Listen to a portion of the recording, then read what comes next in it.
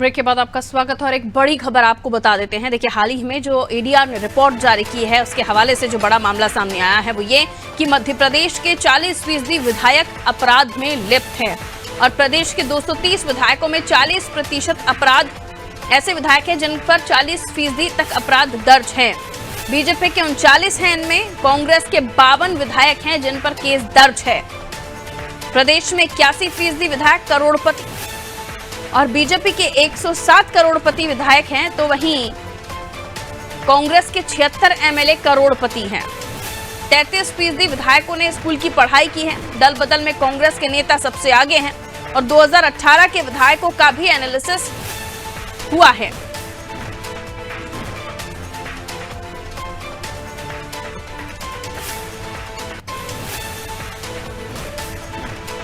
जो अपराध मुक्त करने की बात करते हैं उनके विधायक जो आपके जनप्रतिनिधि हैं, जिन्हें वोट डालकर आपने चुना है, दरअसल उनके नाम भी अपराध में लिप्त हैं। तो इनमें 39 बीजेपी के हैं और 52 कांग्रेस के विधायक हैं जिन पर आपराधिक मामले दर्ज हैं। तो ये एडीआर की रिपोर्ट है। विवेक हमारे साथ जुड़े हुए हैं, उनसे और इस बात को समझने की कोशिश करते हैं कि एडीआर की रिपोर्ट किस तरफ इशारा करती है। 39 बीजेपी के तो 52 कांग्रेस के विधायक हैं जिन पर आपराधिक मामले दर्ज हैं। यानी ये कहा जा सकता है कि अपने आप को स्वच्छ छवि और अपराध मुक्त करने की बात करने वाले दल दरअसल अपने लिए जब अपनी पार्टी को जिताने के लिए नुमाइंदों को चुनते हैं, एमएलए बनाने के लिए टिकट देते हैं, उम्मीदवार बनाते हैं, वो भी कुछ कम नहीं होते, इन पर भी मामले दर्ज ही हैं। यानी साफ छवि के नेता दोनों ही पार्टियों में हैं। ज्यादा कह सकते हैं कि 52%, क्योंकि कांग्रेस के हैं तो ज्यादा उनके पास ऐसे लोग हैं जो जिनकी छवि बहुत ज्यादा छवि जो है वो बहुत ज्यादा साफ नहीं है, आपराधिक मामलों की बात कर रहे। तो इसे कैसे समझाएंगे विवेक? देखिए, साल 2018 की रिपोर्ट है जिसके आधार पर एसोसिएशन फॉर डेमोक्रेटिक रिफॉर्म ने रिपोर्ट जारी की है और इस रिपोर्ट में बताया गया है कि कांग्रेस के सबसे ज़्यादा विधायक हैं उन पर आपराधिक मामले दर्ज हैं। 2 विधायक तो ऐसे हैं जिन पर छेड़छाड़ का आरोप है और बाकायदा 354 की धारा दर्ज है। हालांकि ये मामला एमएलए कोर्ट में लंबित है, लेकिन सवाल यही है कि कांग्रेस के सबसे ज़्यादा विधायकों पर आपराधिक मामले दर्ज हैं। कांग्रेस के अलावा बीजेपी में भी विधायक कम नहीं है, यहाँ पर भी 30 से 35 ऐसे विधायक हैं जिन पर आपराधिक मामले दर्ज हैं। सबसे महत्वपूर्ण बात है कि सुरेंद्र पटवा भोजपुर से विधायक हैं, उन पे सबसे ज़्यादा चेक बाउंस के केस है और इंडस्ट्रियल कारोबारी के तौर पे पहचाने जाते हैं, लेकिन 32 से 36 ऐसे केस उनके ऊपर दर्ज है जिन पे चेक बाउंस के सबसे ज़्यादा केस शामिल है। ना सिर्फ ये तो आपराधिक मामलों की पृष्ठभूमि हो गई, अब बात है विधायकों की संपत्ति की। तो 230 में से 100 से अधिक ऐसे विधायक हैं जो करोड़पति है। यानी कि विधायक जनता की सेवा करने के साथ साथ अपनी कमाई भी बढ़ा रहे हैं और ये 2018 का आंकड़ा है। 2023 के अभी नामांकन के फॉर्म भरना शुरू हो जाएंगे और जब अपना शपथ पत्र विधायक देंगे तब असली संपत्ति का खुलासा होगा कि आखिर उनकी 5 साल में कितने प्रतिशत संपत्ति बढ़ी है। लेकिन एडीआर की जो रिपोर्ट बताती है उससे स्पष्ट है कि विधायकों की क्षमता काफ़ी ज़्यादा बढ़ी है, या तो अपराध की बात की जाए या तो संपत्ति की बात की जाए। और ठीक इसी लिहाज से एडीआर ने ये डेमोक्रेटिक रिफॉर्म्स के तहत ये बात कही है कि पढ़ाई के स्तर के साथ साथ जो उनका क्षेत्र में दबदबा है उसमें भी परिवर्तन आया है। साल 2018 की ये रिपोर्ट बताती है कि कांग्रेस से सबसे ज़्यादा बीजेपी में शामिल होने वाले ही नेता 22 है करीब, ये दल बदल के दायरे में आते हैं और बाकायदा सिंधिया, ज्योतिरादित्य सिंधिया के समर्थक रहे हैं। 22 विधायक ये तो बीजेपी में शिफ्ट हुए, बीजेपी के टिकट से चुनाव लड़े। हालांकि उपचुनाव हुए थे, उसके बाद ये फिर से बीजेपी में ही शामिल रहे। लेकिन दिलचस्प ये है कि एडीआर ये बात बताती है कि इसमें से करीब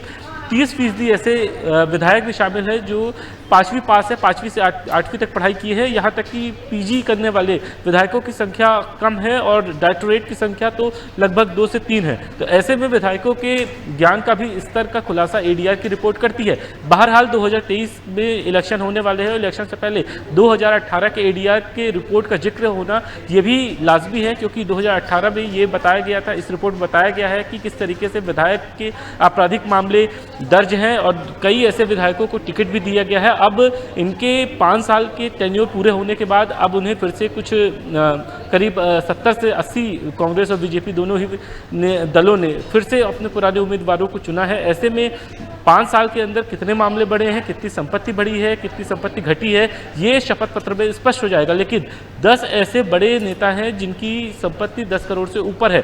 इनमें संजय पाठक से लेकर कमलनाथ के नाम शामिल है, यहाँ तक कि लखन गंगोरिया से लेकर संजय शुक्ला के नाम शामिल है, संजय शर्मा है। ये तमाम ऐसे नेता हैं जिनकी संपत्ति करोड़ों रुपए में है। उषा ठाकुर, राम दोगुने, ये ऐसे नेता हैं जिनकी संपत्ति लाखों में है। तो इससे स्पष्ट है कि नेताओं की लोकप्रियता के साथ साथ उनकी संपत्ति में भी इजाफा हुआ है। आने वाले दिनों में शपथ पत्र विधायकों की तरफ से जारी किए जाएंगे। इसमें स्पष्ट हो जाएगा कि आखिर कितने प्रतिशत कांग्रेस या फिर बीजेपी के विधायकों की संपत्ति में बढ़ोतरी हुई है। बिल्कुल, अगर हम बात करें कि उनकी जेन्युइन इनकम है, उससे उसके हिसाब से तो ठीक है, जो बड़ा है वो समझ आता है। लेकिन कई बार इन 5 सालों के बाद जब दोबारा से शपथ पत्र जारी करते हैं ये विधायक, तो उसके बाद जो संपत्ति में इजाफा होता है उसको फिर टटोलना भी शुरू कर दिया जाता है। जिस तरह से अभी आंकड़े जारी हुए हैं तब भी जारी होते हैं और ये बताया जाता है कि कौन विधायक कितने पानी में है। ये इलेक्शन को कितना इफेक्ट करता है ये सारी बातें, इससे मतदाता के मनोविज्ञान पर क्या प्रभाव पड़ता है? देखिए, इलेक्शन अपनी जगह है, लेकिन जनता इस बात को जरूर देखती है कि विधायक की छवि क्या है। एक तो संपत्ति का आकलन करता है, दूसरे व्यवहार, तीसरा उनके आपराधिक रिकॉर्ड के। और इनमें से 2018 की रिपोर्ट की ही देखी जाए तो 2 ऐसे विधायक हैं जिन पे 354 का मामला दर्ज है, यानी कि महिला के साथ छेड़छाड़ का मामला। ऐसे में सवाल ये है कि जो विधायक महिलाओं की सुरक्षा और नारी सम्मान की बात करते हैं उन पर खुद ही मामला दर्ज है, तो फिर वो किस दोहरे मापदंड के तहत जनता के बीच जाएंगे। दूसरा सवाल इस बात का है कि आपराधिक मामले, यानी कि हत्या, लूट और ऐसे जो तमाम धाराएं होती, गंभीर धाराएं होती, 307 जैसी धाराएं, ऐसे 2 विधायक हैं, 2 से 3 विधायक हैं जिनमें 307 का केस है। इसके अलावा चेक बाउंस, मारपीट, धरना प्रदर्शन, रेल रोको आंदोलन से तमाम रेलवे एक्ट के तहत ऐसे दर्जन भर से अधिक विधायक हैं जिन पर आपराधिक मामले दर्ज हैं।